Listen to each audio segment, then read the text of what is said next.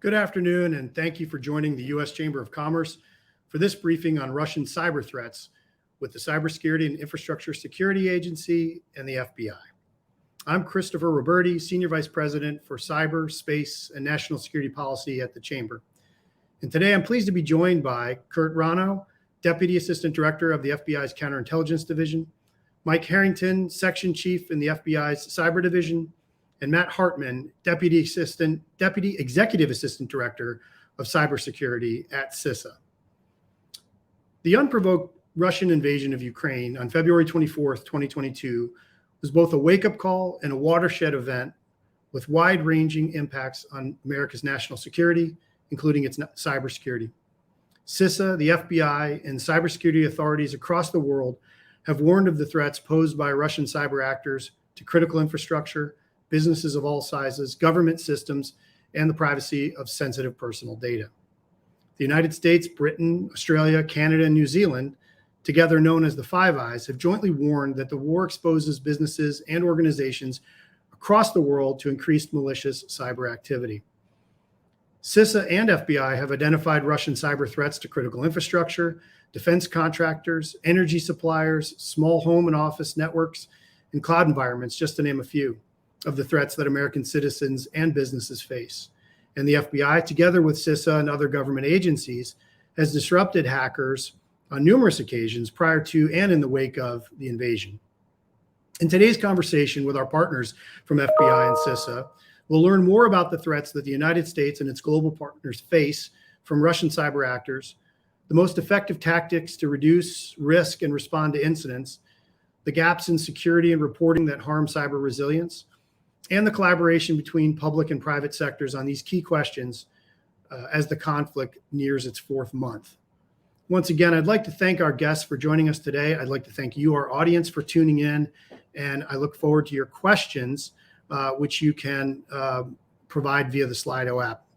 I'm looking forward to a very substantive discussion, and I would note that this session is on the record and open to the press.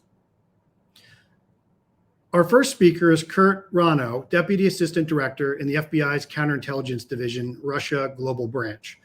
In this role, Mr. Rono is the FBI's senior executive responsible for Russian and other global counterintelligence operations not directly connected to China. His experience in the FBI is broad and deep. He's tasked with drafting the Counterterrorism Division's strategy through 2021 at FBI headquarters, and also served as Assistant Special Agent in charge of an intelligence branch in the FBI's Washington field office. No doubt an active assignment with many stories he won't be able to share with us today. He's held a range of other leadership and operational positions with domestic and international aspects, including liaison with the U.S. military and foreign governments, and is uniquely suited to speak with us today. Kurt, thanks so much for joining us today. I'm going to turn the floor over to you. Great. Thanks, Chris. Everyone, it's a real privilege to talk with you today and provide a very brief overview of how the FBI views the counterintelligence threat from the government of Russia. As Chris mentioned, my colleagues from our Cyber Division and CISA are going to speak in greater detail about the specific cyber threats, but I wanted to start off by providing a few points as background that really focus our efforts, certainly in Counterintelligence Division, and I know in our Cyber Division as well. First, the government of Russia views the U.S. as its primary adversary and seeks to undermine our global influence, drive wedges between us and our allies, and pursue policies counter to our interests and values. Second, Russia tries, over and over, to acquire U.S. military technology through cyber means and illegal technology transfer activities.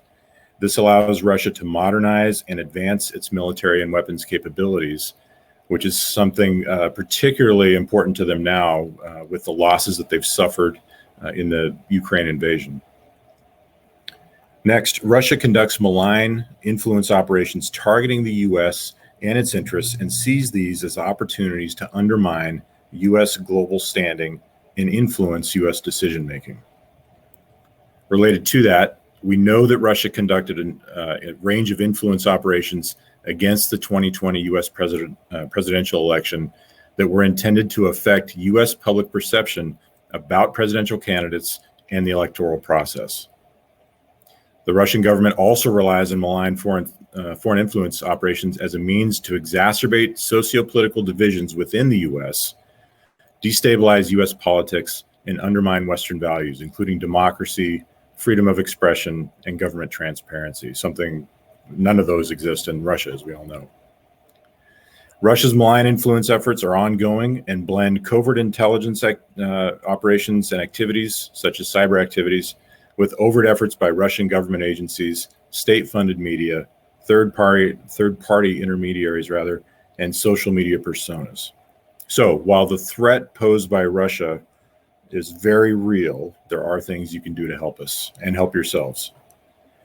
First, if you can identify your most valuable assets, that is a huge help, because if your competitors want them, the hostile state actors like Russia will want them too. So knowing what those are is critical. Second, know your customers. Hostile state actors like Russia will absolutely leverage commercial cover to engage in any or all of the above activities, all aimed at degrading or destabilizing U.S. national security. Develop a partnership with the FBI's Office of Private Sector. Have a two-way dialogue with them on threats, indicators, and vulnerabilities. Don't wait until after your assets have been stolen. Finally, make those assets harder to steal, especially with strong cybersecurity. Again, my colleagues from Cyber and Cisa are the true experts on that. So with that general overview, I'll hand it over to the real experts. Kurt, thanks. And I think, and thank you very much for those comments. And I think oftentimes people focus solely on cyber-related aspects of things, and they forget the espionage-related aspects of world affairs. And so those are some very important, cogent remarks. Thank you. I know you have another commitment and you have to run to, so we appreciate your engagement and look forward to having you on a future session. So with that, we'll go to our next speaker, which is Mike Harrington, Section Chief in the FBI's Cyber Division. Mike sets strategy for and exercises national oversight over investigations into state-sponsored cyber threats from multiple threat countries. He has over 14 years of experience investigating computer intrusion matters at the FBI. Before his current assignment, he served as an assistant special agent in charge in the FBI's Los Angeles field office, where he oversaw counterintelligence and computer intrusion operations investigations in the cyber and digital forensics programs. He's also served in multiple FBI field offices in a range of capacities with the themes of cyber, computer intrusion investigations, and SWAT-related responsibilities running throughout. He served as FBI's assistant legal attaché for cyber matters in Canberra, Australia, and also served as an infantry officer in the U.S. Army 75th Ranger Regiment before he joined the FBI. Mike, thanks for taking the time to be with us today, and I'll turn it over to you for some remarks. All right.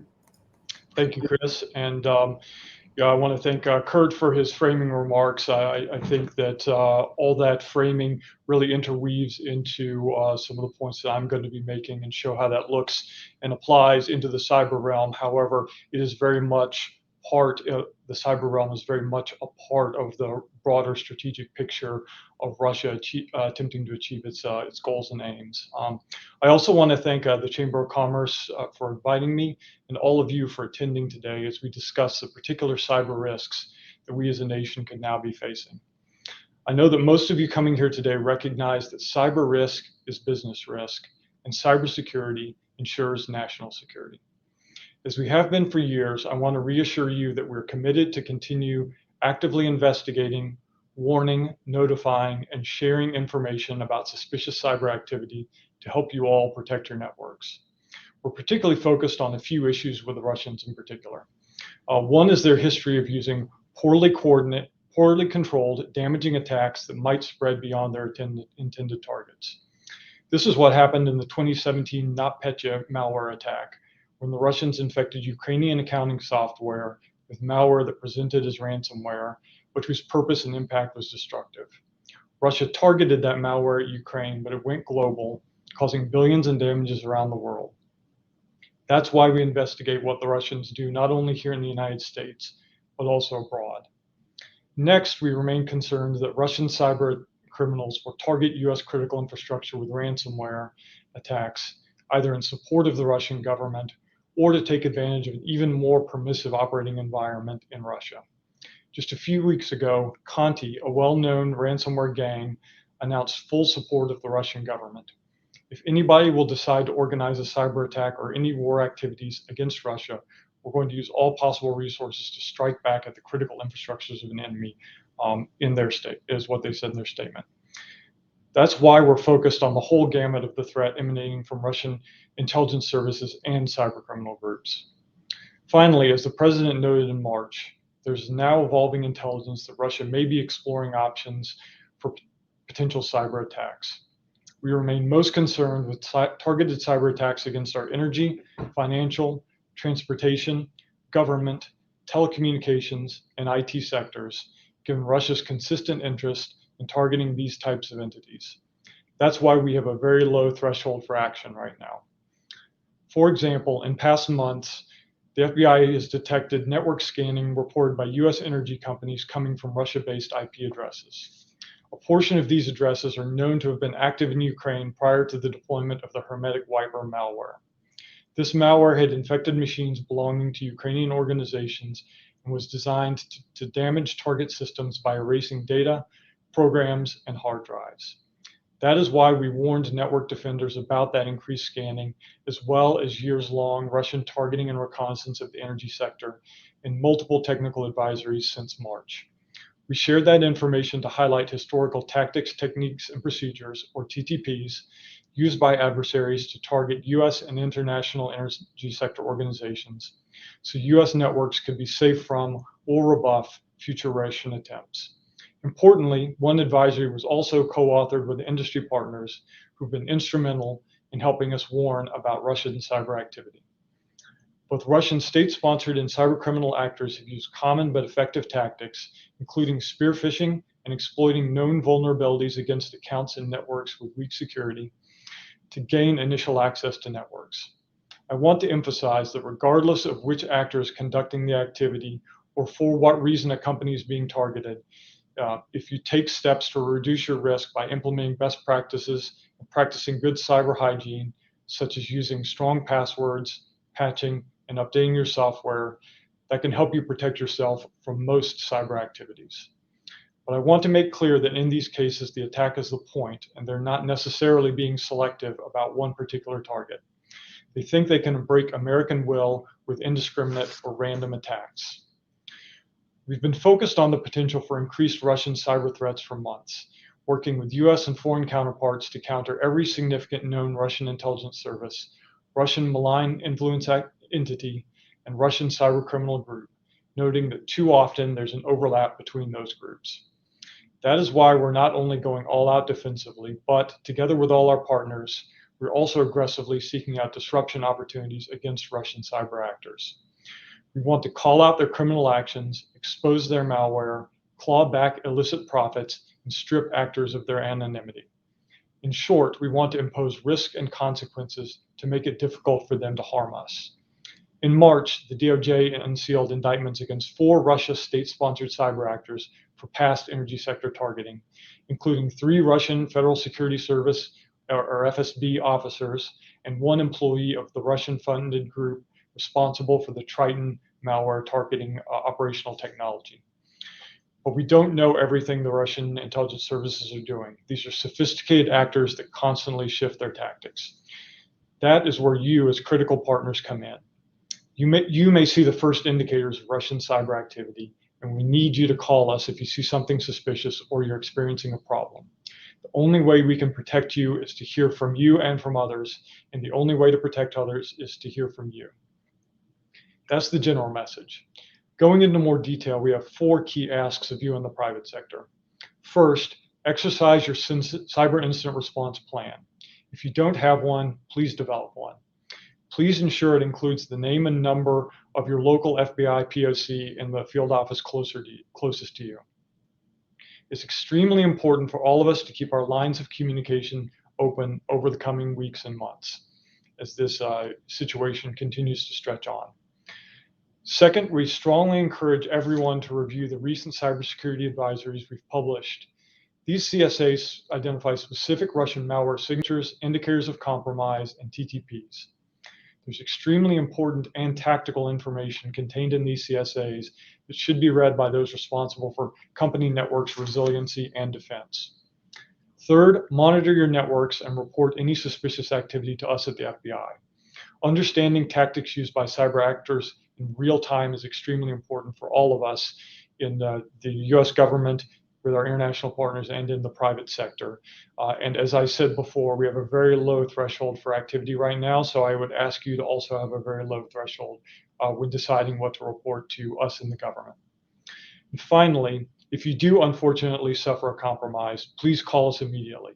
I cannot overemphasize how much speed of reporting matters, especially when it comes to potential cyber attack initiated by Russia or its sympathizers. As the cyber threat has evolved over the past 20 years, one thing has remained the same. The FBI is at the center of acting on cyber threat information to provide critical services to victims and impose consequences on cyber criminals. It's what we do best. We have local cyber experts covering every single county in this country who can show up on site in a matter of hours to provide unique investigative and intelligence-derived insights into the threat you're facing and how to blunt it. The FBI can follow the money that's been stolen from victims and in plenty of instances freeze it and seize it. There's been a lot of press about the FBI clawing back millions in ransom payments this year, but we block cyber criminals' proceeds all the time. Last year alone, our Internet Crime Complaint Center, or IC3's recovery asset team, used victim reporting to stop over $380 million from being stolen from individuals and businesses. Know that we have the ability to take away the tools that cyber criminals are using to attack you and secure the data that's been stolen from you, and to prevent hackers from causing further harm to others or re-victimizing you. At the end of the day, our goal is to be the best partner we can for you and your critical partners, and we ask that you keep this in mind. Thank you for your time today. I'm confident that together we can defend America's values, ingenuity, critical infrastructure, and business equities. We look forward to helping in any way possible over the coming months. Mike, thank you for those introductory remarks, and I really do look forward to our Q&A session a little later in the program. And I think one of the things that, we on the private sector side are seeing over the last several years is the extent to which organizations like yours and CISA and the Secret Service are really tackling these issues jointly and collaboratively. And I think from our perspective, that is a big win. So we can get more into that in the Q&A, but thanks again for those remarks. And now I'm going to turn to Matt Hartman, Deputy Executive Assistant Director for Cybersecurity at CISA. Matt's responsible for leading CISA's mission to address the country's most significant cyber threats and vulnerabilities through collective cyber defense and capacity building. Previously, Mr. Hartman was Acting Executive Assistant Director of Cybersecurity at CISA, and before that served as an Associate Director leading the agency's cybersecurity services portfolio. In that role, he oversaw CISA's efforts to drive adoption of national-level cybersecurity strategy, policy, and standards. He's held numerous other senior roles within the Department of Homeland Security, and we're thrilled to have him here with us today. So, Matt, the floor is yours. Awesome. Really appreciate it. Thank you so much for the invitation to be with all of you today at this important event, and for the opportunity really to discuss one of the most critical current risks facing our nation, and that's the potential cyber implications of Russia's tragic invasion of Ukraine. As our nation and our allies continue to support Ukraine, it is critical that we band together to shield our nation's critical infrastructure from any retaliatory cyber attacks. While we have yet to see significant retaliatory attacks domestically, as President Biden made very clear in late March, Russia is continuing to explore options for potential cyber attacks here domestically, and that remains true today. History has also shown that the Russian government is willing to engage in and deploy disruptive and destructive cyber attacks, and that's why we're continuing to call on every organization, both large and small, to take steps now to ensure our collective preparedness and resilience. It's also why, as the nation's cyber defense agency, Cisa is doing everything in our power to help organizations prepare for and mitigate the impact of any cyber attacks domestically. I'd like to take just a couple of minutes now to walk through what we've seen in terms of the threat landscape in recent weeks and months. I will note up front that some of these, the threats that I'm going to reference are specific to Russian state-sponsored cyber actors, while others are linked to unnamed actors. But regardless, they do represent threats to all domestic organizations, and we are urging organizations to consider appropriate and applicable mitigations. So really going back a few months now to mid-January, prior to Russia's invasion of Ukraine, Cisa and our federal partners released an alert providing an overview of Russian state-sponsored cyber operations.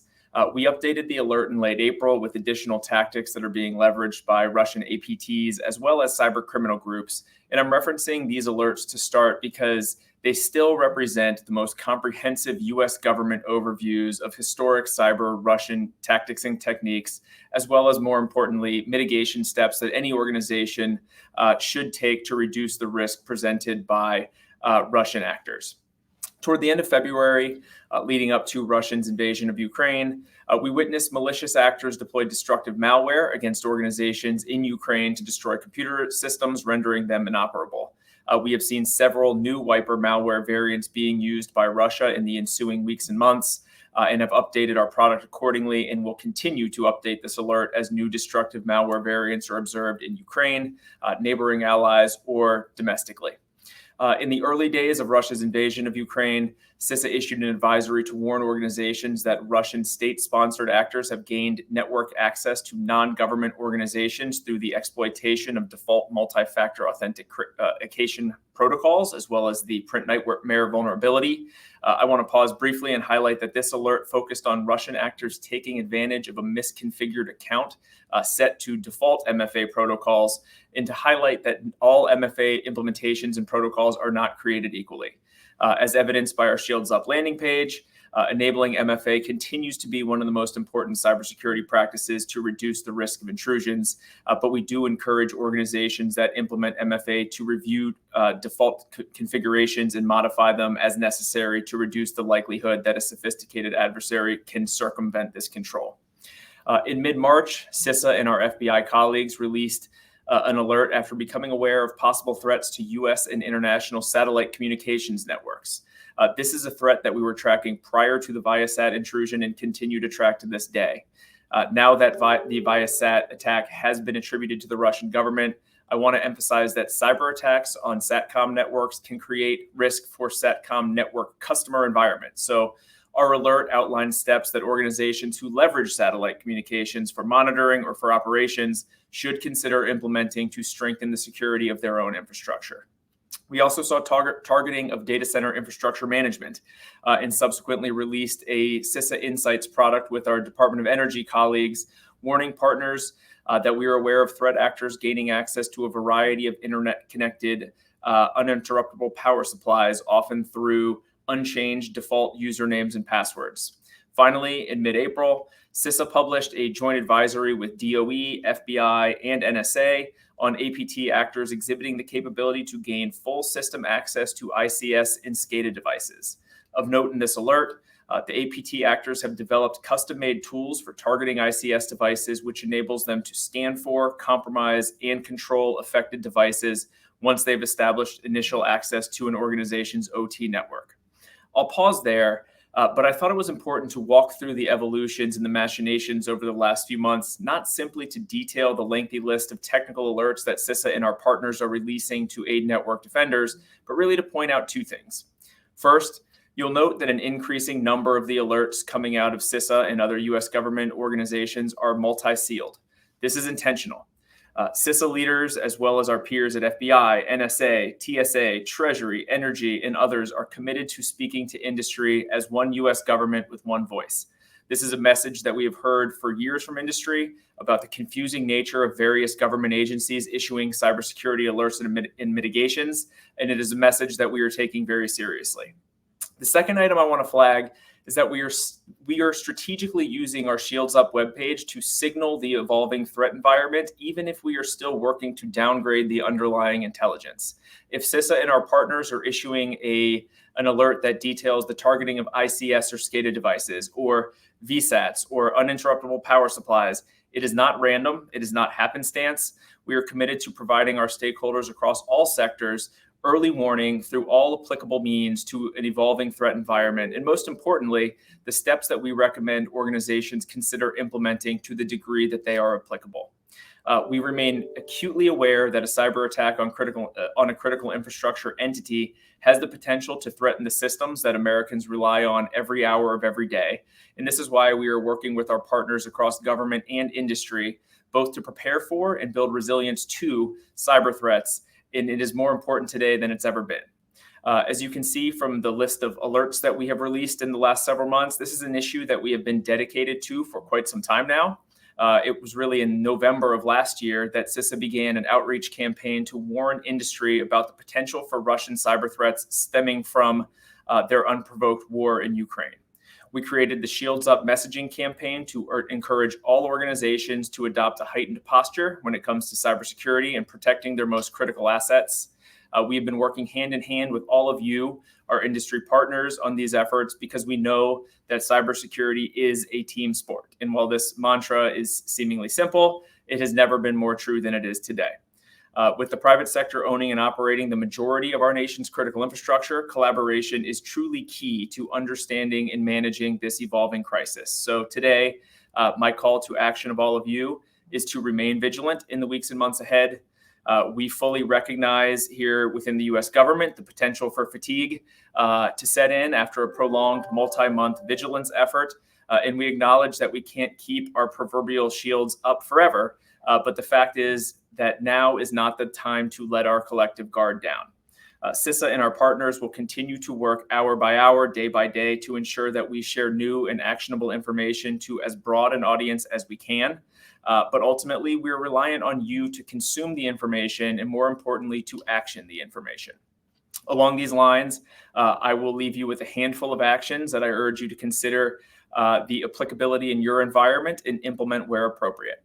First, if you aren't already, I encourage you to begin hunting for any indications of Russian state-sponsored TTPs on your network. CISA and our partners will continue to update our comprehensive Russia CSA as we see additional techniques and tactics domestically or abroad, and we will share those updates far and wide. Second, mitigate any public-facing vulnerabilities with the utmost urgency, particularly those that are being actively exploited. If you're unsure, reference CISA's catalog of known exploited vulnerabilities, which we are updating around the clock. Third, secure your credentials. Russian state-sponsored APT actors have demonstrated their ability to maintain persistence using compromised credentials. Fourth, for organizations with OT or ICS systems, take note of unexpected equipment behavior. Enforce MFA for all remote access to ICS networks and devices. Change your passwords on a consistent schedule, especially all default passwords. And my final note is on the topic of resilience. I'd highly encourage all critical infrastructure organizations to take whatever steps you can in the coming days and weeks to maximize your resilience to a disruptive or destructive cyber incident. Dust off and exercise your IR plan.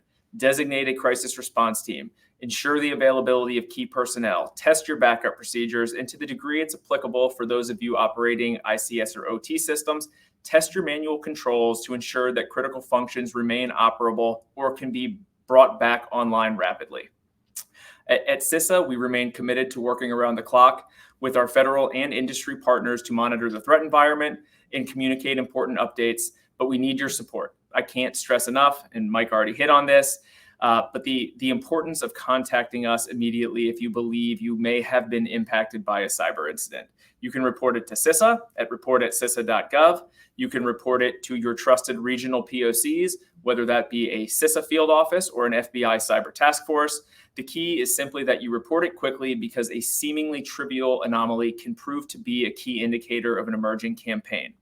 While our reach on mitigation steps has been far-ranging, we know that we can always do more. So we ask that given each of your unique positions as leaders in the community, that you help share our Shields Up messaging and mitigation steps wherever possible. We are committed to continuing to deepen collaboration with all of you across all industries and across the critical infrastructure community. We are confident that this collaboration will raise time, cost, and complexity thresholds for successful attacks to the point that they will exceed the capabilities of even the most advanced threat actors. So with that, thank you again for inviting me to participate in today's meeting. Happy to take any questions that you have. And I would love to hear any feedback on what more we can do as a community to defend against this and other threats. Thank you. Matt, thank you very much. Again, a very substantive and clear overview of the threat, of what people should be doing, and how they should be thinking about protecting themselves and working with federal partners. We're going to move now into the Q&A session. We are getting some audience questions, so I would encourage those in the audience to keep sending them, and we'll work them in our discussion. One of the things I think for many of us is the invasion of Ukraine by Russia on February 24th was a very defining moment that focused a lot of people's attention. Many of us have been working on these issues for a long time, both in the government and the private sector, but it also, I think it opened the aperture for many people in the public to see things that were happening and things that could happen.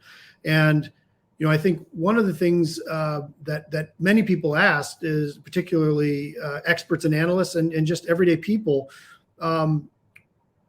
why haven't we seen large number of Russian cyber attacks following the initial invasion? I think that was something that everybody was expecting. And whether those be targeted at Ukraine and Ukrainians' infrastructure, or at U.S. infrastructure, or that of our NATO allies. So I think for both of you, Mike and Matt, I'd be interested in your thoughts on what kind of malicious cyber activity, you've articulated some of it, have you all seen from Russian cyber actors, and how did that differ from what you may have expected to see in the early stages of the conflict? So Matt, you're up. Why don't we go to you? So that is a really good question. I think I'll start by trying to characterize what we have seen to date. And that is still rather indiscriminate reconnaissance, targeting, and development of accesses. We are still operating in a higher than usual environment for disruptive cyber attacks against critical infrastructure. And that is why we are continuing our shields up posture and urging critical infrastructure owners and operators to continue to heed our alerts and warnings, to continue to share information proactively with the U.S. government. And it's really why we are continuing our commitment to lower thresholds for sharing information, even at times classified information, to the degree that we can with industry partners. But we do not know at what point a calculus may change in some of this target development and access development that we know the Russian government has been undertaking for many months now will shift. And from a CISA perspective, what we are looking to do is get that information, actionable information, out as quickly as we can in the event that it does. Thank you. Mike, do you care to? Yes, absolutely. Thank you for those comments, Matt. I'd like to add, just a couple of things. One, I think, what we have learned is a little bit more about how Russia uses cyber as a means to accomplish its goals and where its threshold for actions are, and also how it fits into their overall doctrine. So we have seen targeting of Ukraine and some of the countries in the region, but as Matt said, a lot of the targeting of the United States has been largely opportunistic, not a concerted effort at this point, and a lot of it has been centered around cyber criminals and rather than Russian intelligence services. So I think that teaches us a lot about how they view cyber as their means of response for actions like the U.S. has taken up to this point, including sanctions and support to Ukraine and how they may be wary of drawing us further into that conflict and reserving it for a more tactical or supporting role in the theater of war. The other thing I think we've learned is how strongly they rely on information operations. One of the things that we've seen in Ukraine is attacking the financial system to degrade the will of the Ukrainian people by cutting them off from their finances, and also a lot of disinformation out there and pushing narratives more than attacking critical infrastructure in some areas. So I think all of those are really important insights, and I think we remain on guard to see where that calculus may change and where they may meet a threshold where the support from the U.S. Causes them to seek a more aggressive posture against the United States. But I think, as we always do in times of conflict, we're learning a lot about how they view these tools and how they intend to use them. Thank you. That was really interesting, and you said something in your response that actually it made me think, because it was a slightly different perspective, which is potentially or a potential reason why the Russians may have been holding back a little bit is to prevent us the West from coming in even more forcefully than we already have. And it's sort of there's a question that from the audience I'm going to work in here, and it ties in with something I wanted to ask you both, which is is there a breaking point at which increased Western NATO and other support to Ukraine, is there a breaking point at which Russia would then escalate aggressively and potentially do something that is, on the indiscriminate side and potentially less targeted? And if you think about, the recent announcement by Finland and Sweden that they're thinking about, or maybe have made the decision to pursue NATO membership, where do you see those steps going? And then the question from the audience is, as the war in Ukraine nears its fourth month, how have the cyber threats from Russia changed? And so I think it's, where do you see things on the continuum, and where might we go? I know it's a tough question, but Mike, since you were up, we'll start with you and then maybe go back to Matt. Right, absolutely. No, I think those are great questions and really at the top of a lot of people's minds, as they are at the top of ours here in the FBI. So, just kind of, as it pertains to how we see the cyber threats changing over the 4 months of the conflict, I just kind of want to focus around one insight and then kind of two trends. That first insight is what I mentioned before about Russia's role in using cyber as a combat multiplier in areas of conflict. So we really have seen how it fits into their doctrine as a support and combat multiplier role to an active military conflict.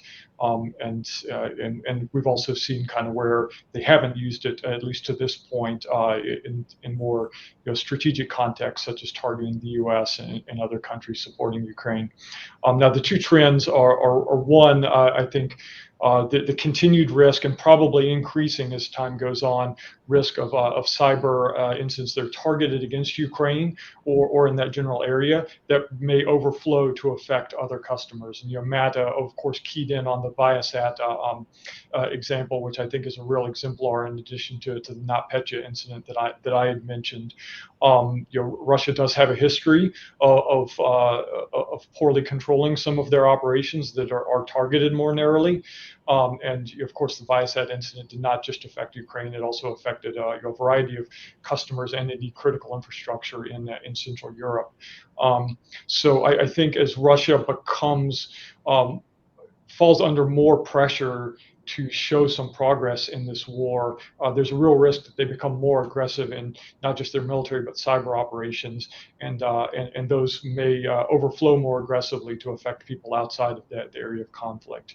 The second trend I would say is, to your point about where is there a breaking point? I think as we continue to ratchet up sanctions in support of Ukraine, there is going to be increased pressure on Russia to respond in some way. And I think whether that way that they choose to respond is through cyber means or through some other means is going to depend on a couple of factors. One is, of course, the pressure to respond itself, and what actions are we taking that Russia views as putting them under pressure or provocative. But the second aspect is also going to depend on their capability to actually achieve their goals through cyber means. They're going to need some of those accesses and tools and ability to get into the networks they want to affect, to be able to have the effects that they want through the cyber means. So that's why it's so important for us all to work together on raising our shields, as Cisa says, on hardening the target, on not giving them the opportunity to get into those systems, and denying them that as a viable means of response, and also to take whatever disruptive actions we can to disrupt the tools, techniques, and procedures that they might use in that case. The Cyclops and Blink botnet that we just publicized recently is a prime example of that. And what we really need is that great intelligence picture that we're going to get, not only from our partners in the intelligence community, but also from you, to know where they might have footholds that we need to address and disrupt before they can be used. Thank you. Matt, you care to chime in on that one? Yeah, absolutely. I mean, I think Mike is right on point. I think to address your question fairly straightforwardly, I wish we did, but we don't know the answer to that question. We don't have clear visibility into Russia's evolving calculus of whether to use cyber effects to hit back against Western sanctions. With that said, we are taking tremendous precautions as we fear that there may be a point where that calculus may shift, and that is why we are continuing to push shields up messaging, continuing to err on the side of caution, continuing to work extraordinarily closely with the private sector. As Mike alluded to, Cisa in the FBI are knocking on doors of critical infrastructure organizations every day, large and small, not because they are the victims of Russian cyber attacks, but because we are seeing glimpses into targeting and into access development. This is not something that we do in our ordinary course of business, where we have a higher threshold for when we would go out and notify a victim or a targeted organization. But it is something that we have committed to doing since late 2021, and what we are going to continue doing for the indefinite future. So, this is something that we are going to have to potentially deal with for a prolonged period of time as this war continues and potentially drags on for some time into the future. Yeah, no, I think your comment on people needing to, understand that this is in essence a marathon, not a sprint, to be able to keep up a high ops tempo, but without completely burning out is going to be a challenge. But this leads me to my next theme, which really gets into the collaboration piece between the government and the private sector. And so if we look back, little over just about a year ago, when we saw the major ransomware attack against Colonial Pipeline, there was the JBS attack. Even before that, there was the attack on the supply chain attack, SolarWinds. And, a lot of those incidents drove a lot of collaboration between government and the private sector.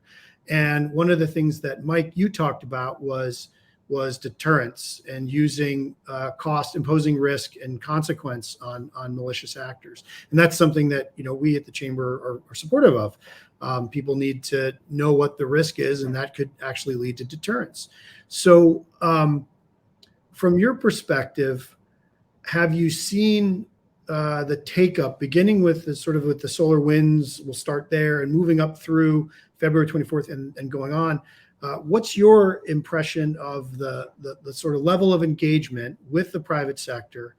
Has it been quicker response times to dealing with alerts and other things you're pushing out? And have we made significant progress in that year timeframe? Recognizing that, of course, there's always more to do. So, Mike, you want to take that one, and then we'll go back to Matt.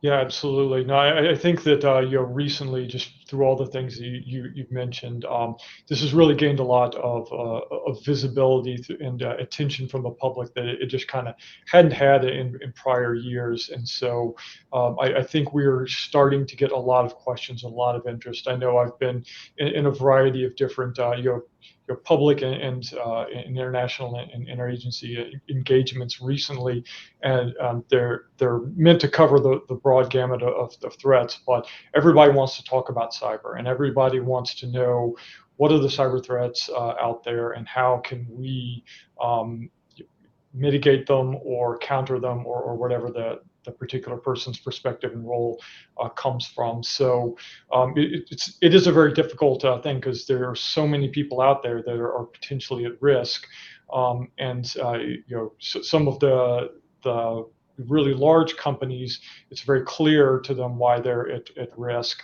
and they are really forward-leaning in partnering with us and our partners in Cisa and other agencies, and are very receptive to our outreach as well. Some still, we kind of need to get the message in. Something that we've heard for years, and I think maybe a little less now, but is this difficult to justify the investment of resources in cybersecurity, because it is a cost center typically, and not a revenue center. But we have been very actively pushing the message that cyber risk is business risk, and is the responsibility of the business to mitigate, just like other risks: financial risk, legal risk, reputational risk. It is really at the core of what you do in a business, along with all those other risks to mitigate. And I think we're starting to see more traction with that, and more openness to our outreach. As you said, there's still a lot of way to go, and a lot more we can improve. But I'll leave you with one other point before handing it off to Matt, which is something we always say, is that build the roof while the sun is still shining.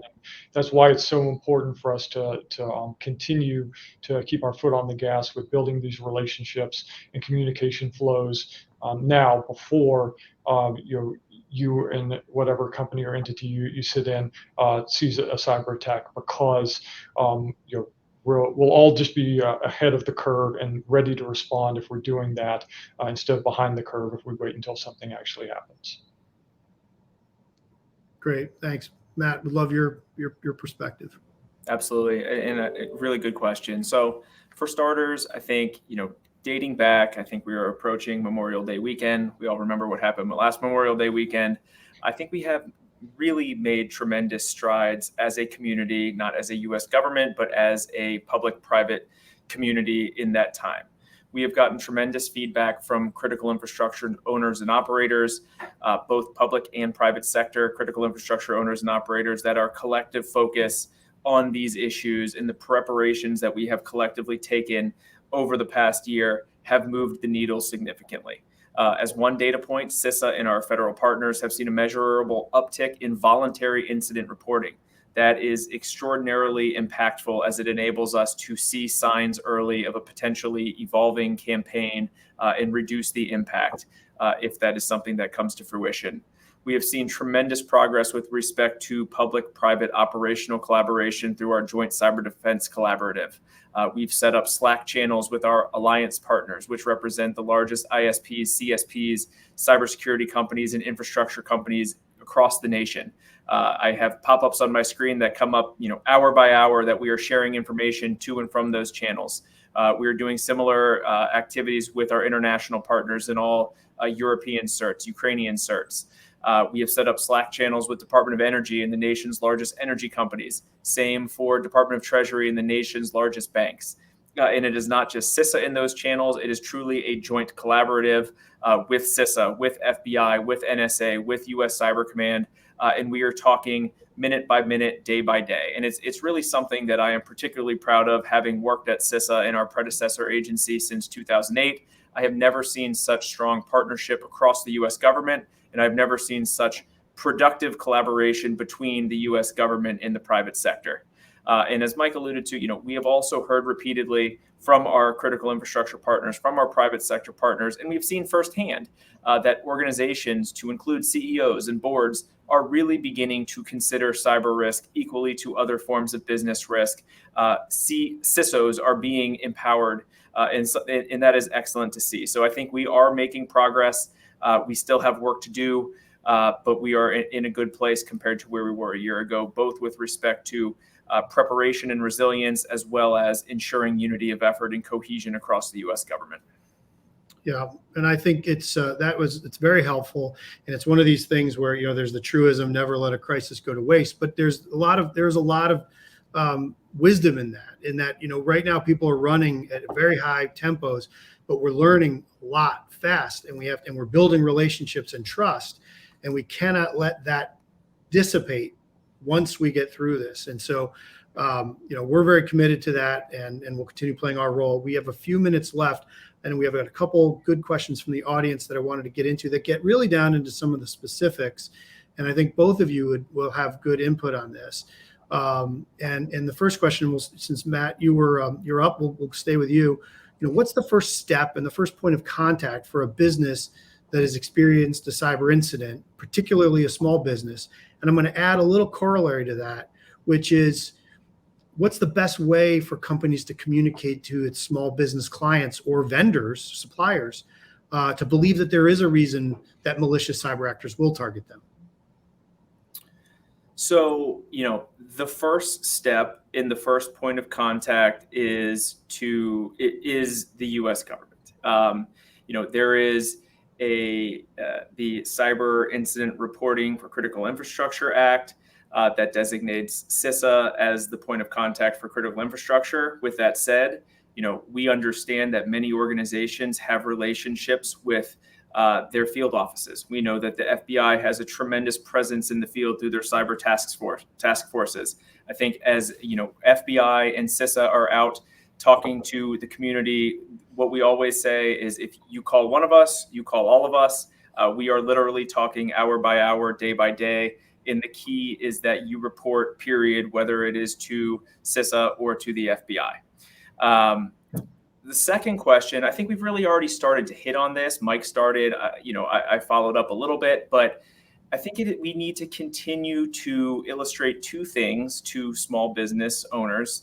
One, they are not exempt from this risk. I think Mike can probably speak quite a bit to on the ransomware side, and we are seeing businesses, both large and small, be really impacted by this epidemic, and some small businesses, going under because of it. So everyone is a target. And really, as we have seen through the beginning of the Russia-Ukraine crisis here domestically, we are seeing targeting and access development across all sizes of organizations, critical infrastructure, non-critical infrastructure. It is fairly broad and indiscriminate, where actors, not just Russia, are scanning the internet and simply looking for accesses. So no one is off limits, and no one should feel that they do not, have a role in this process, or they may be exempt to this risk.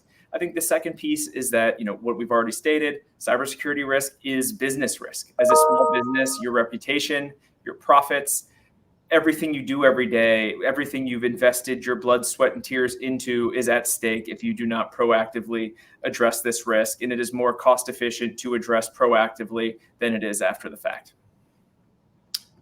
Thank you, Matt and Mike. We're coming up on the end, and I'll give you the final panelist thought. If you can either address that question or anything that you'd like to impart on our audience.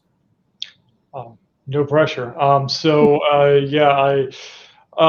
do kind of want to dovetail off of some of the things that Matt said. I think it's very important what he said about how this affects everybody, and small businesses, even ones who may think, why would a nation state actor be interested in me?